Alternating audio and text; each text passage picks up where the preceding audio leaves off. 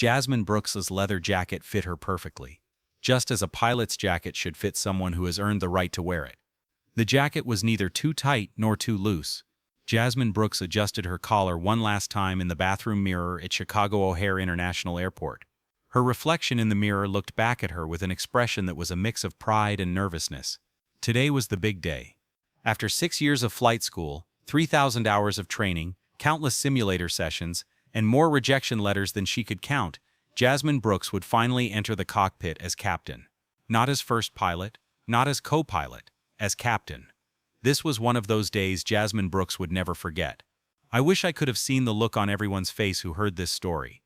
She ran her fingers over the 4 gold stripes on her shoulder, the mark of a senior pilot, a commander, someone entrusted with the lives of hundreds of people at 40,000 feet. The stripes caught everyone's attention as they shimmered under the airport's harsh lights.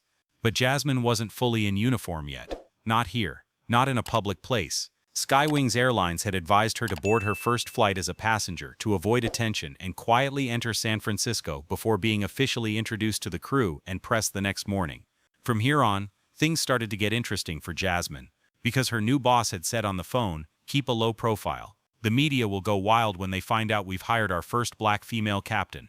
Let's control the narrative. Fly tonight, rest, and we'll make the big announcement tomorrow." Jasmine accepted this, but part of her resisted the idea of hiding. She had nothing to be ashamed of. She was one of Skywing's best pilots, and her instructors had told her so. But she understood the rules of the game: appearance, timing. The aviation industry was still a man's club, and even in 2024, a 28-year-old black woman sitting in the captain's seat would draw attention, but not all of it would be positive. That's why she wore dark jeans, a crisp white blouse, and her favorite leather flight jacket. No name, unassuming, but undeniably cool.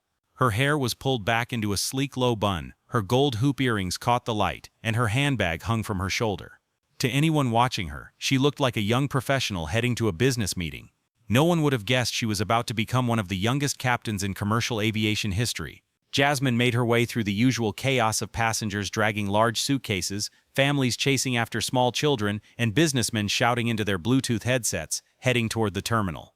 She paused briefly at a coffee kiosk and ordered a double espresso, black and without sugar.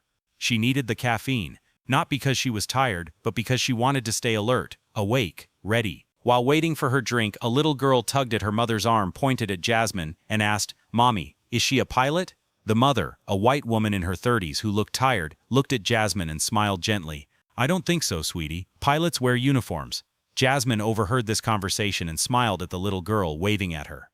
The girl waved back enthusiastically, her eyes wide with admiration. Jasmine's heart swelled. Maybe one day, that little girl would see someone like her in the cockpit and understand that it was possible. Jasmine took her espresso and headed for the gate. Flight 615 to San Francisco. First class, seat 2A. As a small reward for her transfer, not she herself, but the airline had offered her this luxury. She deserved it. After years of being stuck in economy class on night flights during her training, the few hours she would spend in first class felt like a victory lap. When Jasmine reached the gate, boarding had just begun. The usual hierarchy was in place. First-class passengers were called first, their designer luggage and expensive watches marking them as elite. Jasmine joined the line with her boarding pass ready on her phone. The door attendant, a young man wearing a name tag that read Kevin, scanned her card without looking up. "Have a good flight, Ms. Brooks." Jasmine thanked him and walked down the jet bridge, the familiar recycled air and jet fuel scent filling her lungs. She loved that smell. It meant adventure, freedom, and now finally command. She boarded the plane, and the first person she saw was a flight attendant standing by the entrance. The woman was tall, blonde, and impeccably dressed in her Skywings uniform, a navy blazer with gold buttons, a crisp white shirt, and a name tag that read Brittany. Her hair was pulled back in a tight bun, and her smile was polite but cold, the kind that didn't reach her eyes. "Welcome aboard," said Brittany, her tone professional but sharp. "Thank you," replied Jasmine warmly, and she walked past her into the first-class cabin. The cabin was magnificent. Cream-colored wide leather seats, blue ambient lighting on the ceiling, personal entertainment screens installed in each seat. Jasmine found her seat, 2A, window side, and stowed her carry-on in the overhead compartment. Settling in, she took out her phone and sent a quick message to her mother. "I'm on the plane. First class. My dream came true. I love you." Her mother's reply came almost instantly. "I'm so proud of you, baby. Fly high." Jasmine smiled, put her phone on airplane mode, and tucked it into her pocket. Leaning back, she gave herself a minute to savor all this luxury. This was her life now. She had worked for it. But the moment didn't last long. Brittany reappeared, this time holding a clipboard and scanning the cabin with sharp, appraising eyes. She stopped at Jasmine's row and lingered a little too long. "Excuse me," Brittany said, her tone turning slightly colder. "May I see your boarding pass?" Jasmine looked up, surprised but not bothered. "Of course." She took out her phone and showed her digital ticket. Brittany examined the ticket, her eyes narrowing slightly. "It says first class here." "Yes," Jasmine said calmly. "That's correct." Brittany's lips formed a thin line. "And you're sure this seat is yours?" Jasmine felt a momentary flicker of irritation, but kept her expression neutral. "Yes, seat 2A. It says so on my boarding pass." Brittany didn't move. She stood there, staring at Jasmine as if trying to solve a puzzle. Finally, without a word, she handed the phone back and walked away, her heels clicking sharply on the floor. Jasmine watched her go, her stomach knotted. She had seen that look before, the look of someone trying to reconcile what they saw with what they expected. Brittany had looked at her, and consciously or unconsciously decided Jasmine didn't belong in first class. Jasmine took a deep breath and forced herself to stay calm. She wouldn't let a flight attendant's judgmental gaze ruin her day. She turned her attention to the window and watched the ground crew load luggage into the plane's cargo hold. A few minutes later, another passenger entered the first-class cabin. He was an older white man, probably in his mid-50s, wearing an expensive suit and carrying a leather briefcase. His name was Richard Sterling, though Jasmine didn't know that yet. He took the seat directly across the aisle from her, 2C. Richard settled in, glancing briefly at Jasmine before doing a double-take. His eyes traveled from her face to her jacket, then down to her jeans and boots. He frowned, a look of mild confusion crossing his face. "Excuse me," Richard said, his voice smooth but condescending. "Are you in the right section?" Jasmine turned to him, her expression calm but her jaw tightening. "Yes, I am." Richard raised an eyebrow. "First class?" "Yes." He leaned back in his seat, his frown deepening. "Huh, that's interesting." Jasmine didn't respond. She turned back to the window, her hands gripping the armrest a little tighter than before. She could feel his eyes on her, assessing, judging. She hated it. But she had learned long ago that responding to people like Richard only gave them power. Brittany reappeared, this time with another flight attendant in tow, a younger woman with brown hair and a nervous demeanor. Her name tag read, Lauren. Brittany leaned down, speaking to Richard in a low voice, though Jasmine could still hear. "Is everything all right, Mr. Sterling?" Richard glanced at Jasmine, then back at Brittany. "I was just wondering if there was a mix-up with seating. She doesn't seem like the usual first-class crowd." Brittany's eyes flicked to Jasmine, and for a brief moment, something cold and calculating passed over her face. "I'll look into it," she said smoothly.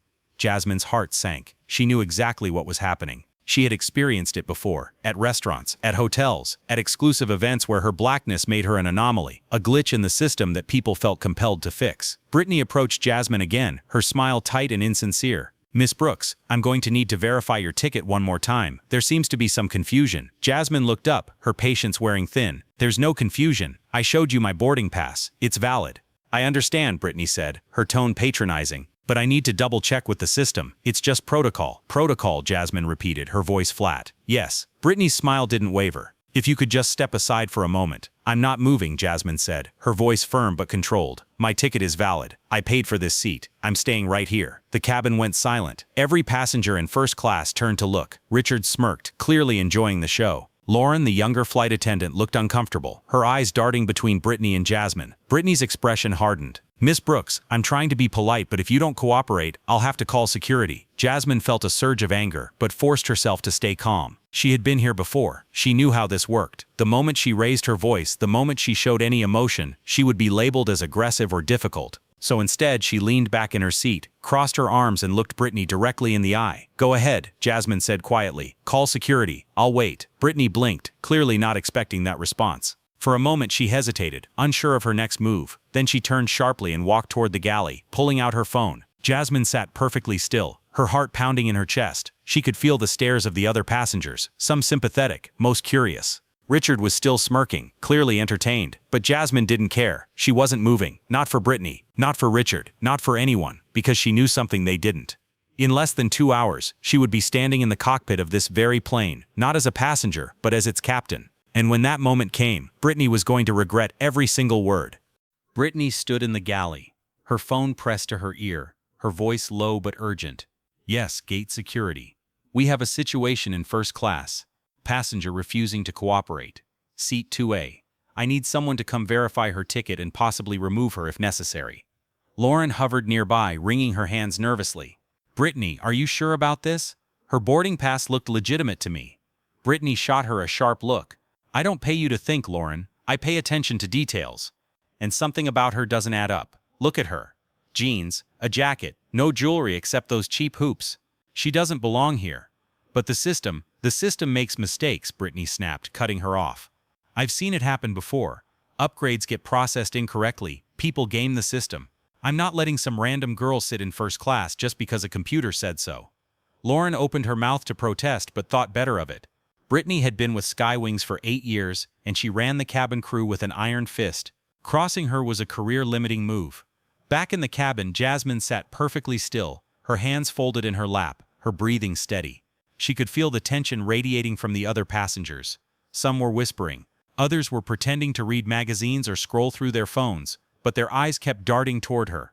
Marcus Chen, a passenger seated in 3A, leaned slightly toward Jasmine. He was in his early 40s, wearing a tailored suit and wire-rimmed glasses.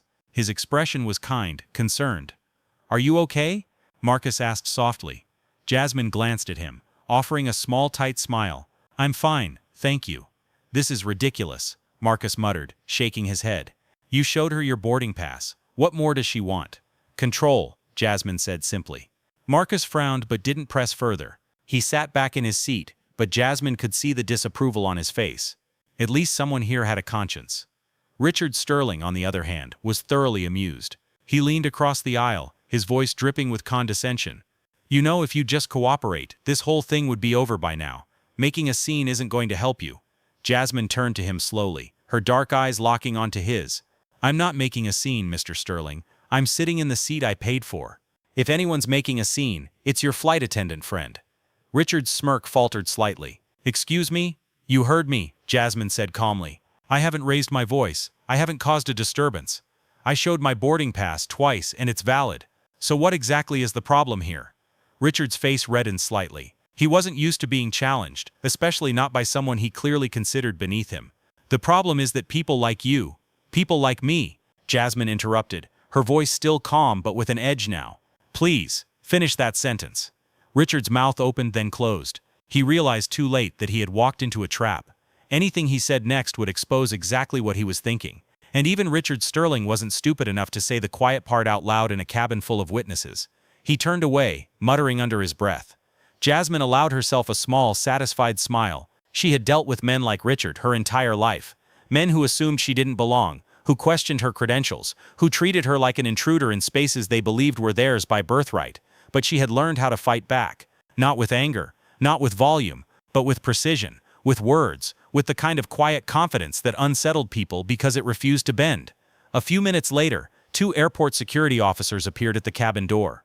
They were both men, one white and one Latino, both wearing the standard uniform of navy blue shirts and tactical vests. Brittany met them at the entrance, her expression a mix of relief and vindication.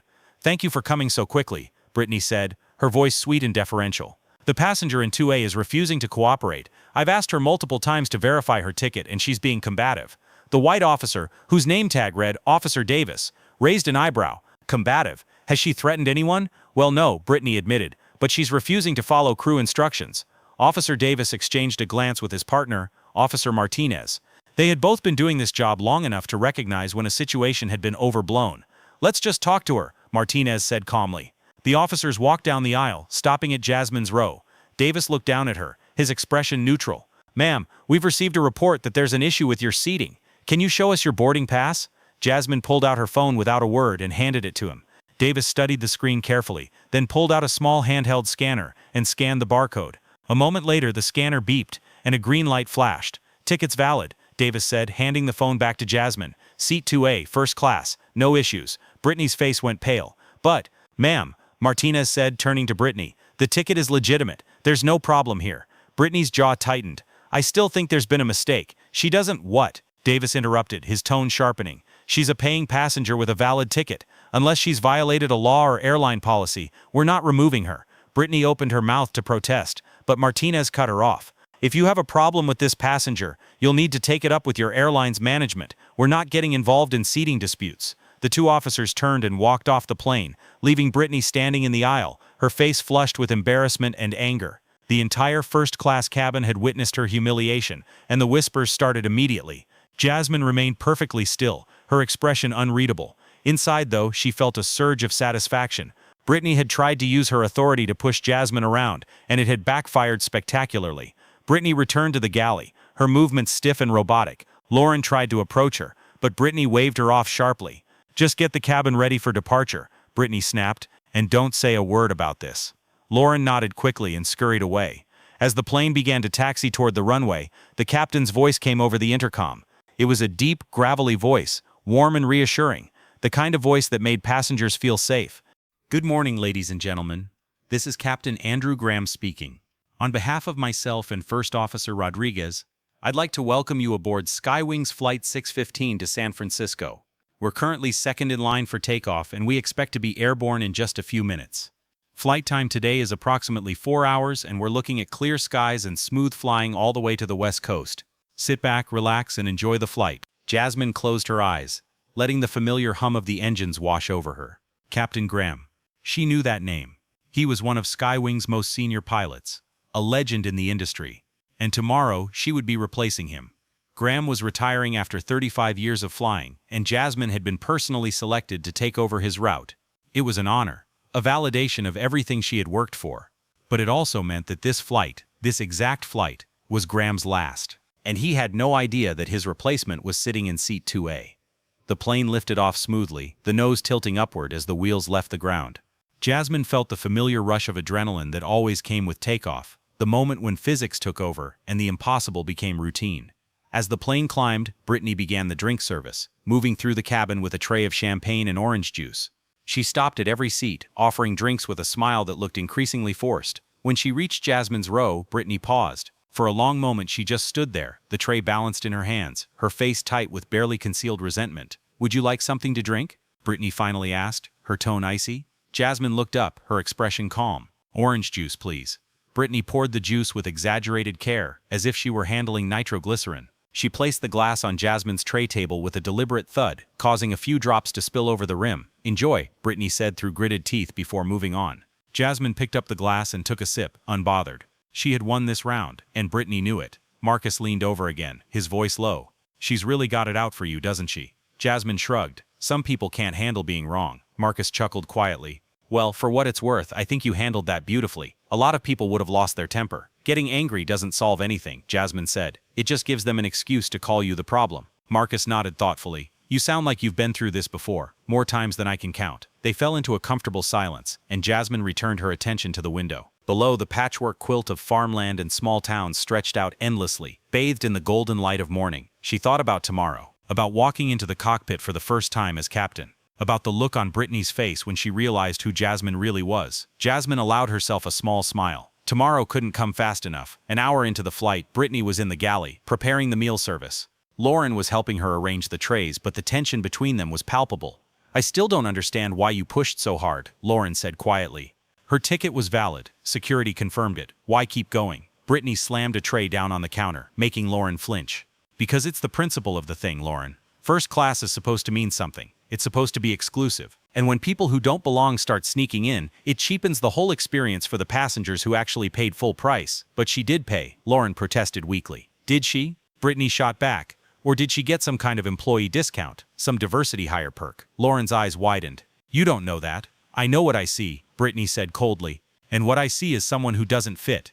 And if management won't do anything about it, then I will." Lauren fell silent, her discomfort written all over her face. She wanted to argue, to push back, but she was too afraid. Brittany was her supervisor, and crossing her could mean the end of Lauren's career. So instead, Lauren just nodded and went back to arranging the meal trays, her hands trembling slightly. Meanwhile, in the cockpit, Captain Graham and First Officer Rodriguez were going through their mid-flight checks. The flight was smooth, the autopilot engaged, and everything was running perfectly. "Hard to believe this is my last flight," Graham said, his voice tinged with nostalgia. Rodriguez, a younger man in his early 30s, smiled. 35 years, that's a hell of a run, Captain." "It's been a good ride," Graham agreed. "But I'm ready. Time to let the next generation take over." "Speaking of which," Rodriguez said, "have you met your replacement yet? The new captain for this route?" Graham shook his head. "Not yet. I know she's coming in tomorrow for the handoff. Jasmine Brooks, right? Yeah, I've heard good things. Youngest captain Skywings has ever hired, and the first black woman. Graham nodded thoughtfully. Good for her. This industry needs more people like that. Fresh perspectives, new energy. Rodriguez glanced at him. You really think she's ready? She's only 28. Age doesn't mean anything, Graham said firmly. I've flown with 50-year-old pilots who couldn't land a Cessna in a cornfield. It's about skill, judgment, and composure. If Skywings thinks she's ready, then she's ready. Rodriguez nodded, though there was still a hint of skepticism in his expression. Back in the cabin, Jasmine had pulled out a small notebook and was jotting down notes, flight procedures, checklist reminders, things she wanted to review before tomorrow. To anyone watching, it looked like she was working on a business proposal or writing in a journal, but Brittany, passing by with a tray of drinks, noticed, and something about it bothered her. The way Jasmine was so focused, so composed, so unbothered by everything that had happened, Brittany couldn't shake the feeling that she was missing something, that there was more to Jasmine Brooks than met the eye, but she pushed the thought aside. Whatever Jasmine was, it didn't matter. In a few hours this flight would be over, and Brittany would never have to see her again, or so she thought. The meal service began an hour later, and Brittany moved through the first-class cabin with mechanical precision. Her smile was back in place, but it was brittle, forced, a mask that barely concealed the simmering resentment underneath. She had been humiliated in front of an entire cabin of passengers, and every time she glanced at Jasmine, that humiliation burned hotter. Brittany stopped at Richard Sterling's seat first, her tone warm and deferential. Mr. Sterling, for your entree today, we have pan-seared salmon with lemon butter, filet mignon with truffle mashed potatoes, or a wild mushroom risotto. What would you prefer? Richard barely looked up from his tablet. The filet, medium rare. Excellent choice, Brittany cooed, placing the meal on his tray table with a flourish. She poured him a glass of red wine without asking, as if she already knew his preferences. She moved down the aisle, offering the same level of attentive service to each first-class passenger. Smiles, small talk, refills before glasses were empty. This was the Brittany who had won Employee of the Month 3 times, polished, professional, the embodiment of premium service. But when she reached Jasmine's row, everything changed. Brittany stopped, holding the tray with barely concealed irritation. She didn't smile. She didn't make eye contact. Her voice was flat, devoid of the warmth she had shown everyone else. Chicken or pasta, Brittany said curtly. Jasmine looked up from her notebook, surprised by the abruptness. Excuse me, chicken or pasta, Brittany repeated, her tone sharper now. That's what we have available. Jasmine frowned. I thought you said there was salmon and filet mignon? Those are for our premium passengers, Brittany said, her voice dripping with condescension. Jasmine felt a surge of anger, but kept her voice calm. I am a premium passenger. I'm sitting in first class. Brittany's lips curled into a cold smile. You're sitting in first class due to what I can only assume was an error, or an upgrade. Premium meals are reserved for full-fare passengers. You get the standard options. Chicken or pasta. The cabin went quiet again. Marcus, seated nearby, looked appalled. Even Richard, who had been enjoying Jasmine's earlier discomfort, raised an eyebrow at the blatant discrimination. Jasmine stared at Brittany for a long moment, her jaw tight. She could feel the eyes of every passenger on her, waiting to see how she would react. Part of her wanted to explode, to call Brittany out for the petty, vindictive behavior. But she knew better. She had learned long ago that losing her temper only played into the narrative people like Brittany wanted to create. So instead, Jasmine smiled, a small, knowing smile that didn't reach her eyes. I'll have the pasta, Jasmine said quietly. Brittany blinked, clearly surprised by the lack of resistance. She had expected a fight, a scene, something she could use to justify calling security again. But Jasmine had given her nothing. Brittany placed a small, sad-looking tray of pasta on Jasmine's table with a loud clatter. The portion was tiny, the pasta overcooked and swimming in a watery sauce. It looked nothing like the gourmet meals being served to the other passengers. Enjoy, Brittany said with fake sweetness before walking away. Jasmine looked down at the meal, then at the filet mignon on Richard's tray across the aisle. The difference was stark, deliberate, humiliating, but she didn't react. She simply picked up her fork and took a bite, her expression calm. Marcus leaned over, his voice low and furious. This is insane. You should report her. Jasmine swallowed her bite of pasta and set down her fork. Oh, I will, but not yet. Marcus frowned. Why not? Jasmine glanced toward the galley, where Brittany was laughing with Lauren, clearly pleased with herself. Because people like her never learn unless the consequences come from someone they can't dismiss. If I complain now, she'll just say I was being difficult, that I was looking for a problem. But if I wait, if I let her think she's won, Jasmine's smile returned, sharper this time. The fall is so much harder. Marcus studied her for a moment, then nodded slowly. You're not just smart, you're strategic. I have to be, Jasmine said simply. She returned to her meal, forcing down the bland, overcooked pasta without complaint. Around her, the other passengers ate their gourmet meals, some throwing sympathetic glances her way, others avoiding eye contact entirely. The tension in the cabin was thick, uncomfortable, but no one said anything. No one except Richard. He leaned across the aisle, his voice low but audible. You know, if you just accepted that you didn't belong here, none of this would have happened. You could have sat in economy, had a perfectly fine meal, and avoided all this drama. Jasmine turned to him slowly, her dark eyes locking onto his. Mr. Sterling, I paid for this seat. I have every right to be here. The only drama is coming from people who can't accept that. Richard scoffed. You really think you're the victim here, don't you? I don't think I'm a victim, Jasmine said calmly. I know I'm a target. There's a difference. Richard opened his mouth to respond, but Jasmine cut him off. And before you say anything else, let me save you the trouble. Yes, I'm black. Yes, I'm young. Yes, I'm a woman. And yes, I'm sitting in first class. If any of those things bother you, that's your problem, not mine. Richard's face flushed red. He turned away sharply, muttering something under his breath that Jasmine didn't catch. But she didn't need to. She had made her point. The rest of the flight passed in tense silence. Brittany avoided Jasmine entirely, sending Lauren to clear her tray and refill her water. Lauren, to her credit, was kind, offering Jasmine a genuine smile and a quiet apology. I'm sorry about all this, Lauren whispered as she picked up the empty tray. It's not right. Jasmine looked up at her, her expression softening slightly. Thank you, I appreciate that. Lauren hesitated, then leaned in closer. For what it's worth, I think you handled this with a lot of grace. I would have lost it by now. Jasmine gave her a small smile. The day's not over yet. Lauren's eyes widened slightly, as if she sensed there was more to that statement than Jasmine was letting on. But she didn't push. She just nodded and walked away. 2 hours later, the plane began its descent into San Francisco. The captain's voice came over the intercom, calm and reassuring. Ladies and gentlemen, this is Captain Graham. We've begun our initial descent into San Francisco International Airport. We're expecting a smooth landing, and we should be at the gate in about 20 minutes. Flight attendants, please prepare the cabin for arrival. Jasmine felt her heart rate pick up. Not from nerves about the landing. She had experienced thousands of landings, both as a passenger and as a pilot. No, her adrenaline was spiking because she knew what was coming next. Tomorrow she would be in that cockpit. Tomorrow she would be the one making that announcement. And tomorrow Brittany would learn exactly who she had been messing with. The plane touched down smoothly, the wheels kissing the runway with barely a jolt. The engines roared as the thrust reversers engaged, slowing the massive aircraft. A few passengers clapped, something Jasmine had never understood. Pilots didn't land planes for applause, they landed them because it was their job. But still, she appreciated the gesture. As the plane taxied toward the gate, passengers began gathering their belongings, pulling bags from overhead compartments, checking their phones. The usual post-flight chaos. Jasmine remained seated, calm and unhurried. She pulled out her phone and sent a quick text to her contact at Skywing's headquarters.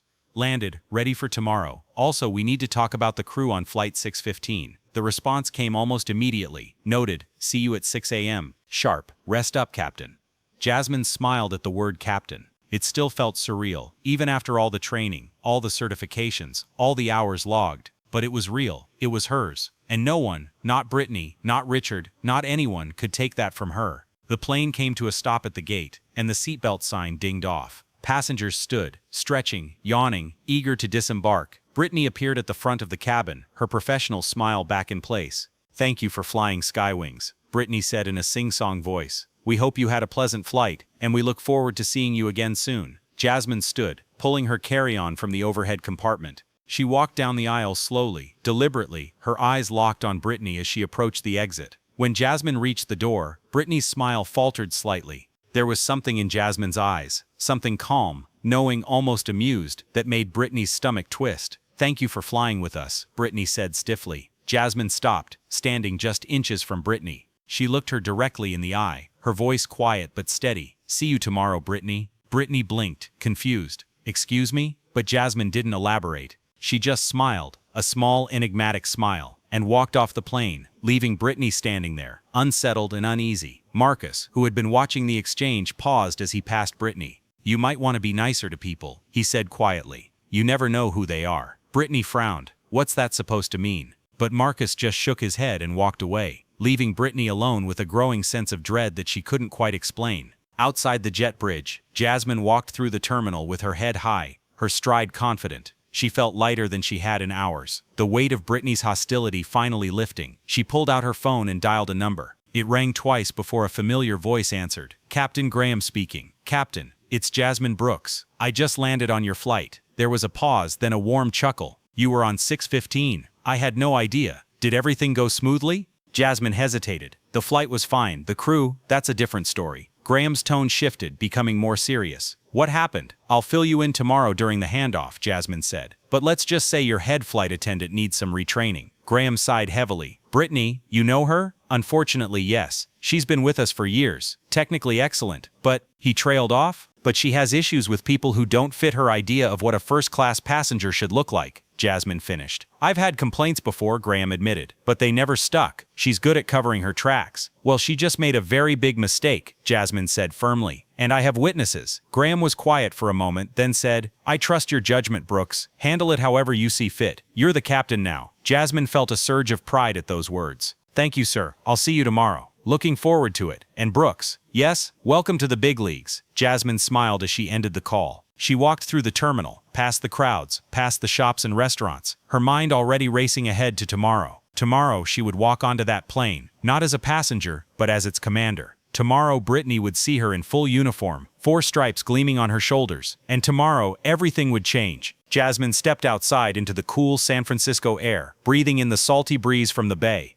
The city lights sparkled in the distance, and for the first time all day she allowed herself to feel the full weight of her accomplishment. She had made it. Against all odds, against all the people who had doubted her, against every obstacle thrown in her path, she had made it. And now, it was time to show the world what Captain Jasmine Brooks could do. The alarm went off at 4:30 a.m., but Jasmine was already awake.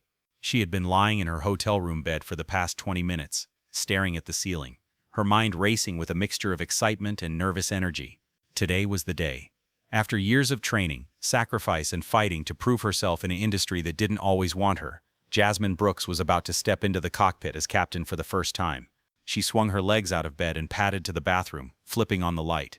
Her reflection stared back at her, dark eyes still heavy with sleep, her natural curls pulled back into a silk bonnet. She splashed cold water on her face, letting the shock wake her up fully. By 5 a.m. she was in the shower, letting the hot water cascade over her shoulders as she mentally ran through her pre-flight checklist. Weight and balance calculations, weather briefings, fuel requirements, emergency procedures. It was all second nature by now, drilled into her through thousands of hours of training. But today felt different. Today the responsibility was entirely hers. At 5:30 a.m. Jasmine stood in front of the mirror, in her full Skywings captain's uniform. The navy blue jacket fit perfectly, tailored to her frame, with 4 gold stripes gleaming on each shoulder. Her white shirt was crisp and pressed, her black tie knotted with precision. The wings pin, the symbol every pilot worked years to earn, sat proudly above her left breast pocket.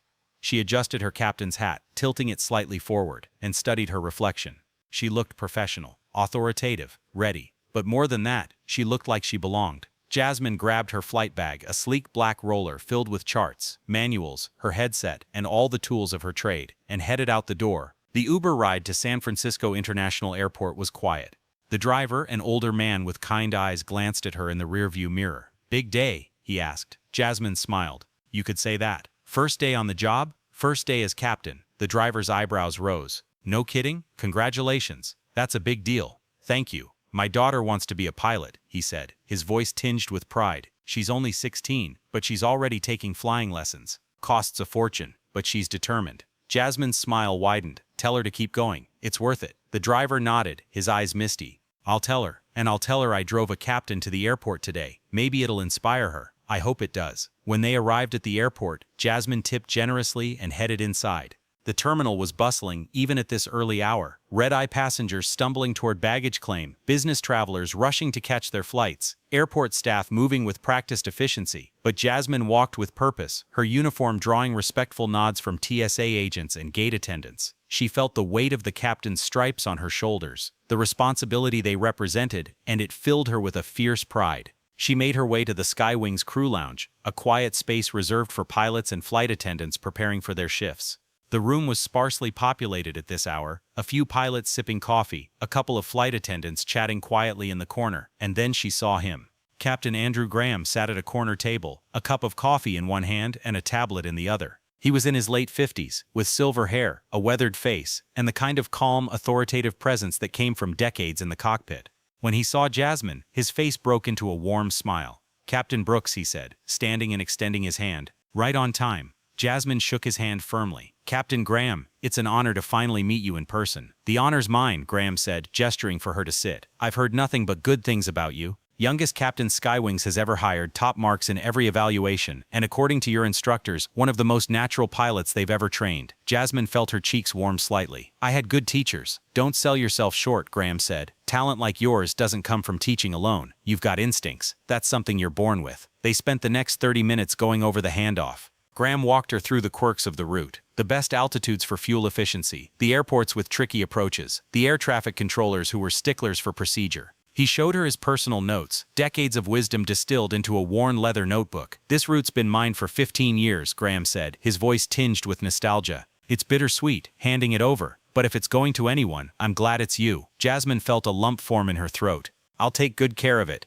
Graham smiled. "I know you will." He paused, then his expression grew more serious. "You mentioned yesterday that there was an issue with the crew. Want to fill me in?" Jasmine's jaw tightened slightly as she recounted the events of Flight 615, Brittany's hostility, the deliberate humiliation, the different meal service, Richard Sterling's comments. Graham listened quietly, his expression darkening with each detail. When she finished, Graham let out a long sigh. "I've known Brittany for years. She's technically excellent, always on time, always by the book. But she has a blind spot when it comes to people who don't fit her narrow view of what first class should look like." "It's more than a blind spot," Jasmine said firmly. "It's discrimination, and if she's done it to me, she's done it to others." Graham nodded. "You're right, and as the captain, it's your call how to handle it. But let me give you some advice. Document everything. Get statements from witnesses. Make it airtight, because Brittany's been with Skywings for 8 years, and she knows how to play the game."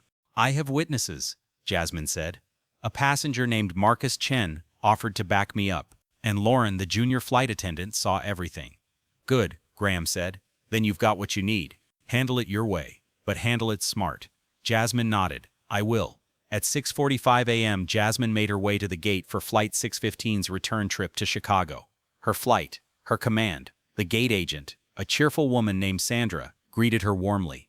"Captain Brooks, so excited to have you with us. Captain Graham's told us so much about you." "Thank you," Jasmine said, smiling. "Is the crew here yet?" "Your first officer just arrived. He's doing the pre-flight walk-around, and the cabin crew should be here any minute."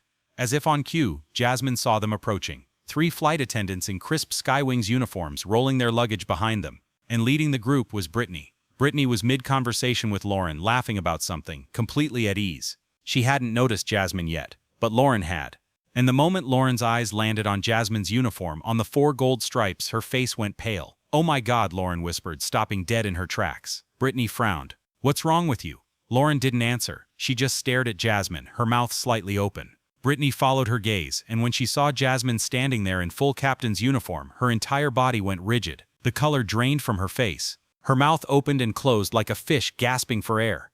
Jasmine walked toward them slowly, deliberately, her expression calm but her eyes sharp. She stopped a few feet away, letting the silence stretch. "Good morning," Jasmine said, her voice steady and professional. "I'm Captain Brooks. I'll be commanding Flight 615 today." Brittany's hands trembled slightly. She looked like she wanted to say something, but no words came out. Lauren, to her credit, recovered first. She stepped forward, her voice shaky but respectful. "Good morning, Captain. I'm Lauren, and this is Brittany, our head flight attendant." Jasmine's gaze shifted to Brittany, who was still frozen in place. "Brittany and I have already met, haven't we, Brittany?" Brittany's throat bobbed as she swallowed hard.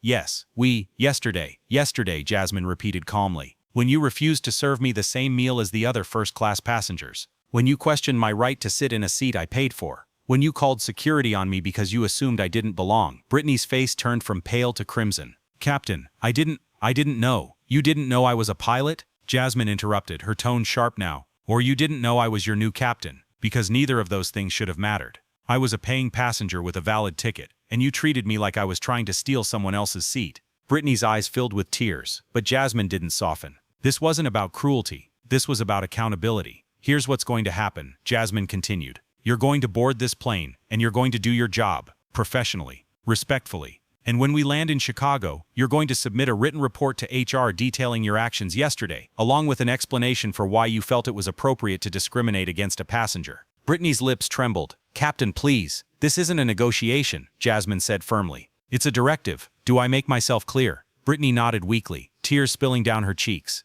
Yes, Captain. Good. Now get on the plane and prepare the cabin. We board in 20 minutes. Brittany turned and walked toward the jet bridge. Her shoulders slumped, her confidence shattered. Lauren hesitated, looking at Jasmine with a mixture of awe and sympathy. Captain, Lauren said soft, for what it's worth, I'm really sorry about yesterday. You deserved better. Jasmine's expression softened slightly. Thank you, Lauren. I appreciate that. And I noticed you were kind to me even when Brittany wasn't. That doesn't go unnoticed. Lauren's eyes brightened. Thank you, Captain. As the crew disappeared down the jet bridge, Jasmine felt a tap on her shoulder. She turned to find Marcus Chen standing there, a carry-on bag slung over his shoulder, and a huge grin on his face. Captain Brooks, Marcus said, extending his hand. I had a feeling there was more to you than met the eye. Jasmine shook his hand, smiling. Mr. Chen, flying with us again. Wouldn't miss it, Marcus said, especially now that I know who's in the cockpit. I have a feeling this is going to be one hell of a flight. Jasmine laughed. Let's hope it's a smooth one. At 7 a.m., Jasmine walked down the jet bridge and stepped onto the plane. The moment she entered the cockpit, everything else fell away. The confrontation with Brittany, the tension, the emotion. Here, in this space, she was in her element. Her first officer, a man in his early 40s named Tom Rodriguez, stood and extended his hand. Captain Brooks, heard a lot about you. Looking forward to flying with you. Likewise, Jasmine said, shaking his hand firmly.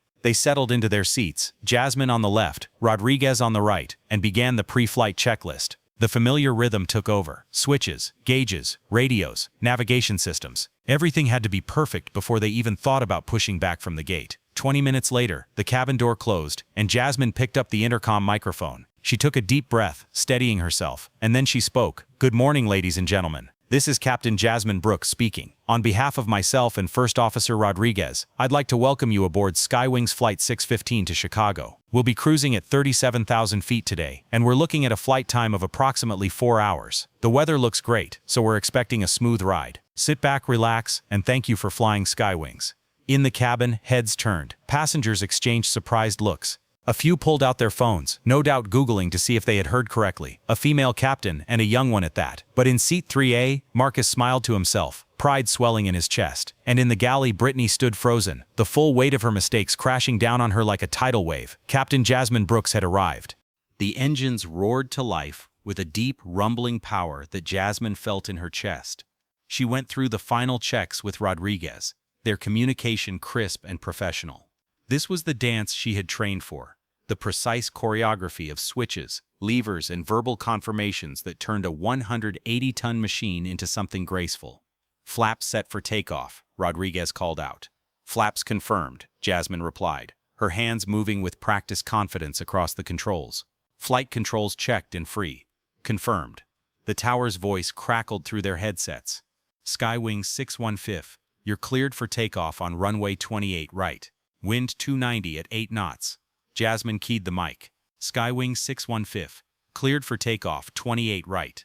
She advanced the throttles smoothly, feeling the massive engines spool up. The plane began to roll forward, slowly at first, then building speed as physics took over. The white lines on the runway blurred beneath them. 80 knots, Rodriguez called. Check, Jasmine responded. V1, the point of no return.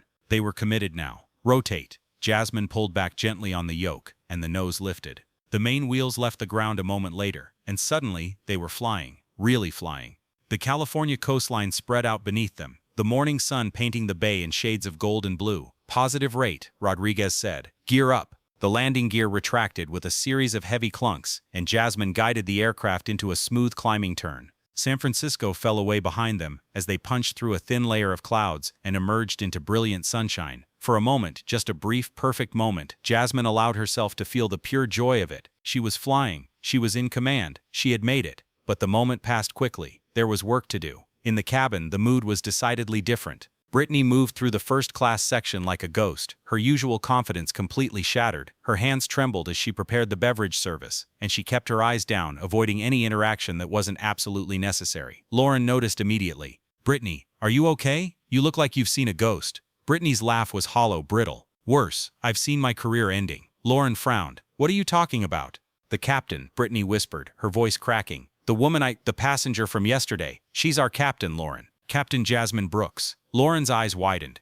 She had figured that out the moment she saw Jasmine at the gate, but hearing Brittany say it out loud made it real in a different way. Oh God, Lauren breathed. I called security on her, Brittany continued, her voice rising with panic. I gave her the worst meal. I treated her like she was trying to scam her way into first class, and the whole time she was a captain. Our captain. Brittany, you need to calm down. Calm down. Brittany's voice cracked. She's going to report me, Lauren. She's going to have me fired. My career is over. Lauren grabbed Brittany's shoulders, forcing her to make eye contact. Then you need to own it. Apologize. Really apologize. Show her that you understand what you did wrong. Brittany's eyes filled with fresh tears. It's too late for that. It's never too late to do the right thing, Lauren said firmly. Meanwhile, Marcus Chen was thoroughly enjoying himself. He had deliberately chosen a seat in first class again. 2A, the same row Jasmine had been forced out of yesterday. When Brittany approached with the breakfast service, her face pale and drawn, Marcus couldn't resist. Good morning, he said cheerfully. I'll have the filet mignon breakfast, please. And some champagne. Brittany nodded mutely and prepared his meal with shaking hands. When she placed it on his tray table, Marcus looked up at her with a knowing smile. You know, Marcus said conversationally, I was on yesterday's flight.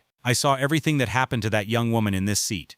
Brittany's face went even paler. Sir, the way you treated her was disgraceful, Marcus continued, his tone still pleasant but his words cutting. She was polite, she had a valid ticket, and you humiliated her in front of an entire cabin because she didn't look like what you thought a first-class passenger should look like. Brittany's hands gripped the edge of the serving cart. I made a mistake. You made a choice, Marcus corrected. And now you have to live with the consequences. He paused, then added, for what it's worth, she handled it with more grace than most people would have. If I were in her position, I would have raised hell. Brittany nodded weakly and moved away, Marcus's words echoing in her head. He was right.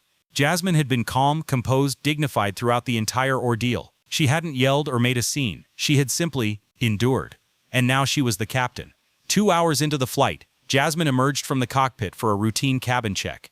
It was standard procedure for the captain to walk through the plane, to be visible to the passengers, to check that everything was running smoothly. When she stepped into the first-class cabin, conversation stopped. Passengers looked up from their meals, their tablets, their magazines. Some smiled, some stared. All of them were curious about the young black woman wearing 4 stripes.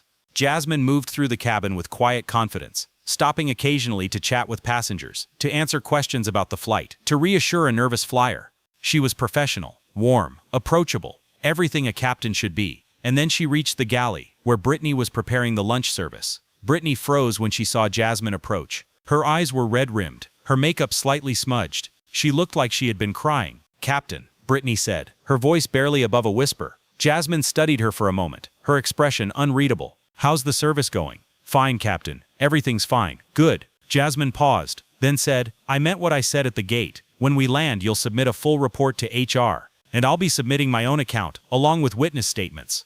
Brittany's shoulders slumped. I understand, Captain. She hesitated, then said, for what it's worth, I'm sorry. What I did yesterday was wrong. Inexcusable. You deserved better. Jasmine tilted her head slightly. You're apologizing because you found out I'm a captain. Would you be apologizing if I was just a passenger? Brittany opened her mouth, then closed it. The honest answer was probably no, and they both knew it. That's what I thought, Jasmine said quietly. The problem isn't just what you did to me, Brittany. It's that you thought it was okay to do it to anyone. Because in your mind, I didn't belong. And that kind of thinking doesn't just hurt people like me. It hurts everyone. Brittany's tears spilled over. I know, and I'm so sorry. Jasmine sighed. She didn't enjoy this, watching someone crumble, even someone who had wronged her. But accountability mattered. Change required discomfort.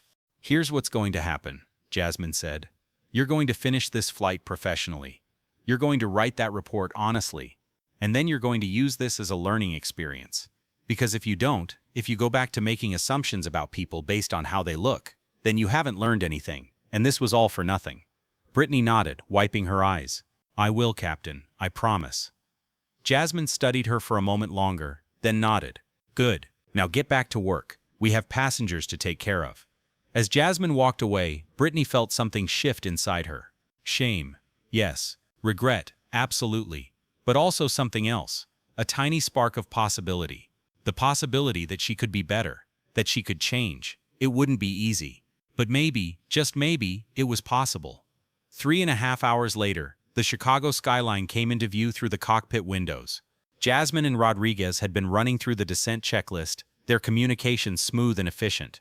Chicago approach Skywing 615, descending to 10,000. Jasmine called over the radio. Skywing 615, Chicago approach, continue descent to 5,000. Expect vectors for the ILS approach to runway 28 center, descending to 5,000. Skywing 615. The landing was textbook perfect. Jasmine guided the big jet down with steady hands, the touchdown so smooth that several passengers in the cabin actually applauded. Rodriguez grinned. "Nice landing, Captain." "Thanks," Jasmine said, unable to hide her own smile. As the plane taxied to the gate, Jasmine picked up the intercom one last time. "Ladies and gentlemen, welcome to Chicago. On behalf of myself and the entire crew, thank you for flying Skywings. For those of you connecting to other flights, please check the monitors for your gate information. For those of you staying in Chicago, welcome home. It's been an honor flying with you today." The cabin erupted in applause, louder this time, sustained. Passengers were smiling, some even standing. Marcus Chen was clapping enthusiastically, his face beaming with pride.